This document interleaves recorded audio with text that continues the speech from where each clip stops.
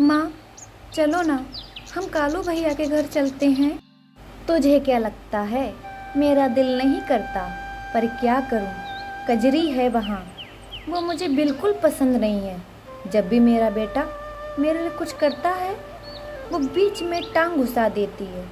जब तक वो उस घर में रहेगी, मैं नहीं जाऊंगी। माँ, हम क्या उससे कम हैं? चलो तो माँ, उसको इतना परेशान करेंगे, वो खुद घर छोड़कर चली जाएगी। वो भी याद रखेगी किससे पाला पड़ा है उसका। फिर हम वहाँ आराम से रहेंगे। चल ठीक है मीठी, अगर ऐसा है तो हम दोनों अभी यहाँ से चलते हैं। वैसे भी मुझे इस बेकार से घर में नहीं रहना। वो दोनों अपना सामान लेकर कालू के घर को निकल पड़ती हैं। ओ जी, मुझे अपने भाई को राखी बांधने अपने मायके जाना है। क्या करोगी वहाँ जा कर के? वैसे भी वो तुम्हें कुछ देता तो है नहीं, खाली हाथ और आ जाती हो। हाँ हाँ, बहुत हो गया, अब कुछ कहो भी मत। वो जैसा भी है मेरा भाई है, मुझे उससे कुछ भी नहीं चाहिए, बस वो खुश रहे। ये और बहस नहीं करनी, तुम्हें जाना है तुम चली जाओ। मैं भी रक्षाबंधन के दिन माँ और मीठी के पास चला जाऊंगा, ठीक है? इधर मीठी और उसकी माँ दोनों ही कालू के घर आ जाते। कालू भैया, कजरी भाभी, हम आ गए। माँ और मीठी, आप दोनों यहाँ? और क्या करूँ बेटा, तुझको तो फुर्सत ही नहीं मिलती। अपनी माँ और बहन के लिए हालचाल भी नहीं पूछने आता। भैया, आपको हमारी याद नहीं आती? नहीं माँ, ऐसी बात नहीं है, बल्कि इस बार मैं खुद रक्षाबंधन पर आप दोनों के पास आ रहा था। चलो कोई नहीं, आप दोनों यहाँ आ गए, मुझे बहुत खुशी है। अब हम रक्षाबंधन खूब धूमधाम से मनाएंगे। हाँ भैया, अब हम 10-15 दिन यहाँ रुकेंगे, सही रहेगा ना? क्यों कजरी भाभी, कोई परेशानी तो नहीं है ना? नहीं नहीं, मुझे क्या परेशानी है। जरा इधर आना, आपसे कुछ बात करनी है।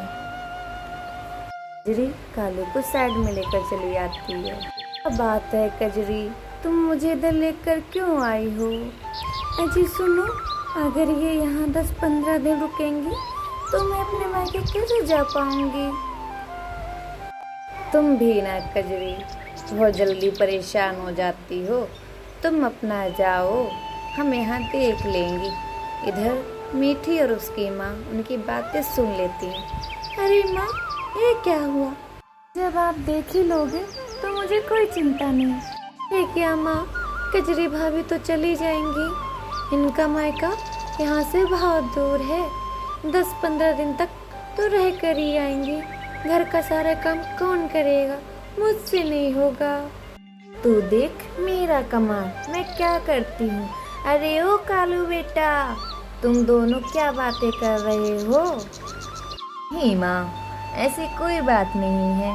वो क्या है ना, कजरी को रक्षाबंधन पर अपने मायके जाना है। और आपको तो पता है कजरी का मायका यहाँ से कितनी दूर है, पर कजरी को मैंने बोल दिया कि तुम अपने मायके चली जाओ।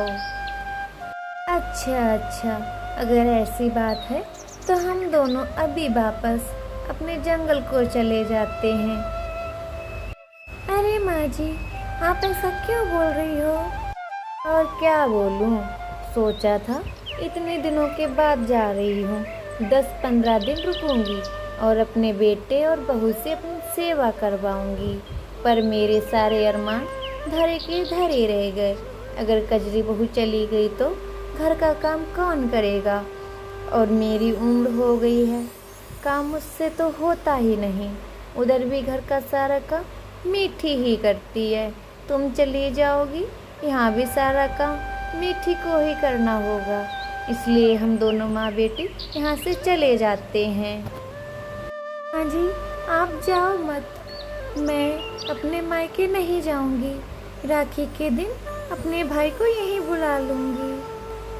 हाँ कजरी, यही सही रहेगा।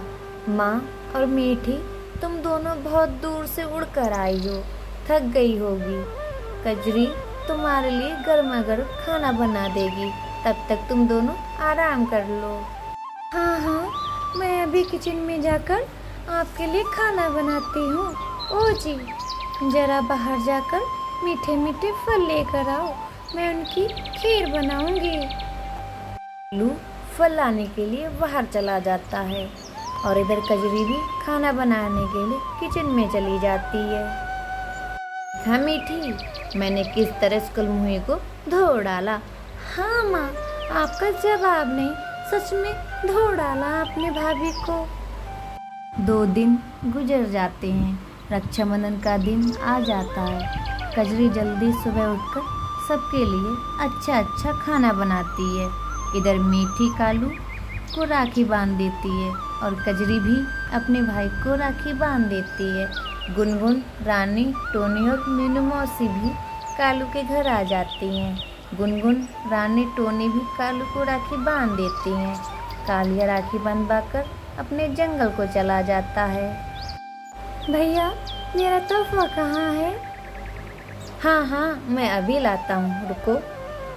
कालू अलमारी की तरफ चला जाता है और सोने का हार ला करके मीठी को दे देता है। ओहो, ये तो बहुत महंगा है और बड़ा भी है ना भैया। ओ जी, ये हार तो हम मेरे लिए लेकर आए थे। वो क्या है ना, मैं मीठी के लिए तोहफा लाना भूल गया था। अब मैं अन मौके पर क्या करता, पर तुम चिंता मत करो, मैं तुम्हें इससे भी बड़ा सोने का हार ला कर दूंगा। इसे आपने सही नहीं किया। ये बात उसकी माँ सुन लेती है। यो पागल लड़की, ये हार वापस कर दे, जो दूसरा हार बने उसको ले लेना, समझी? हमेशा घाटे में ही रहना। माँ, तुम सही कह रही हो। रुको भैया, अगर आप ये हार भाभी के लिए लाए थे तो इसे मैं नहीं लूँगी। भाभी, आप ये हार वापस ले लो। कजरी ने भी कच्ची गोलियां नहीं खेली, उसने भी अपना दिमाग लगाया। नहीं दीदी, ये हार आपको आपके भैया ने दिया है, अब ये हार आपका है, मेरा क्या। मुझे हार ना भी मिले मैं बुरा नहीं मानती। गुनगुन और रानी अपने भाइयों को राखी बांधकर कालू के पास आ गई थी, लेकिन टोनी का कोई भाई नहीं था। टोनी हर साल कालू को ही राखी बांधती थी और कालू भी टोनी को एक अच्छा सा तोहफा देता था, लेकिन इस बार कालू तोहफा लाना भूल गया। इसलिए टोनी ने कालू को ऐसे ही बोल दिया, टोनी भैया, मेरा तोहफा कहाँ है? ये बात सुनकर कालू की माँ बोली, ओहो हो, बड़ी आई तोहफा लेने वाली। क्यों री, कालू क्या तेरा सगा भाई है जो वो तुझे तोहफा देगा? उनकी ये बात सुनकर टोनी उदास हो जाती है और वह रोने लगती है। माँ, आपने ऐसा क्यों कहा? सच में टोनी का कोई भाई नहीं है? तो मुझे माँ जी, आप उम्र में हम सबसे बड़ी हो, आपको ये बातें शोभा नहीं देती। अरे अरे अरे, तुम लोग कौन होती हो और तुम सब लोग यहाँ क्या कर रही हो? जाओ अपने अपने घर। गुनगुन, टोनी, रानी और मीनू मौसी कालू के घर से चली जाती हैं। फिर दूसरे दिन, माँ जी, दीदी, मैंने खाना बना लिया है, चलिए हम खाना खा लेते हैं। कालू जी को घर आने में देर हो जाएगी और मुझे भी अनाज लाने के लिए बाहर जाना है। हाँ हाँ, क्यों नहीं, चलो चलो खाना खाते हैं, बहुत तेज से भूख लगी है। अरे रुक जा भूखी लड़की, तेरा पेट है या समंदर? अभी अभी पेट भर के फल खाए थे। मेरे पास एक प्लान है, तू बस देखती जा। बस बहू, अभी हमें भूख नहीं है, तू खाना खाकर अनाज लाने के लिए चली जा, हम बाद में खा लेंगे। ठीक है माँ जी, जब आपको भूख लगे तब आप दोनों खाना खा लेना। कजरी खाना खा लेती है और अनाज लाने के लिए बाहर चली जाती है और उसके जाते ही मीठी और उसकी माँ सारा खाना खा लेती हैं।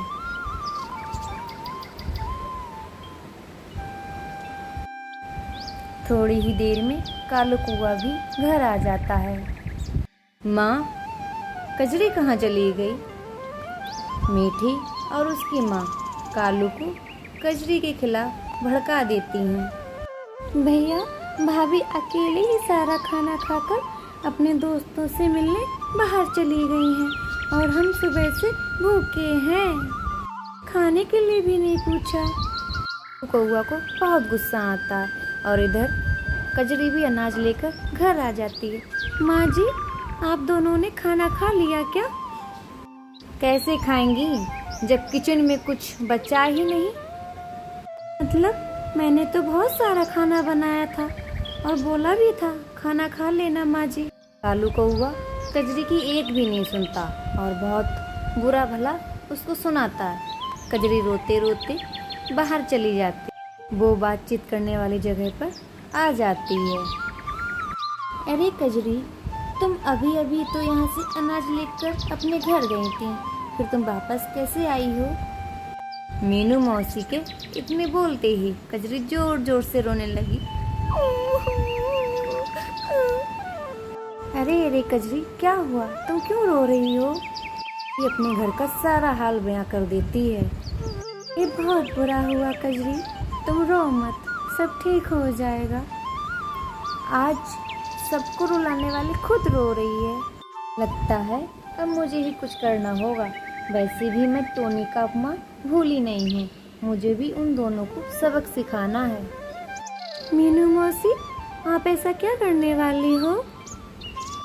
साथियों, अभी हम सब अपने अपने घर चलते हैं। कल सुबह आप सब मुझे कजरी के घर मिलना। हम कजरी को मीठे फल लाने के बहाने बाहर लेकर जाएंगे। मीनू मौसी सबको सारा प्लान अच्छे से समझा देती है।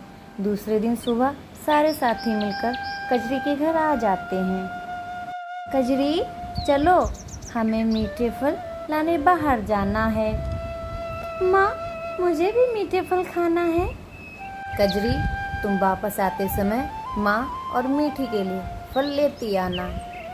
कालू, फल बहुत बड़े होते हैं, कजरी एक बार एक ही फल ला सकती है। मीठी बेटा, तुम और माँ जी चाहो तो हमारे साथ फल लाने के लिए चलो। फलों का नाम सुनते ही दोनों साथ चलने के लिए मान जाती हैं। सारे निकल पड़ते हैं। जैसे सब फलों के बगीचे के पास आ जाते हैं, मीनू मौसी उन दोनों को एक टूटे फूटे घोंसले में लेकर आती है। माँ जी और मीठी, आप दोनों यहाँ थोड़ी देर आराम करो, हम सब फल लेकर आते हैं। हमारे होते हुए आप क्यों तकलीफ उठाओगी? नहीं बाबा नहीं, हम भी साथ चलेंगे। पता नहीं ये किसका घोंसला है, अगर सोचो किसी शिकारी पंछी का हुआ तो क्या होगा?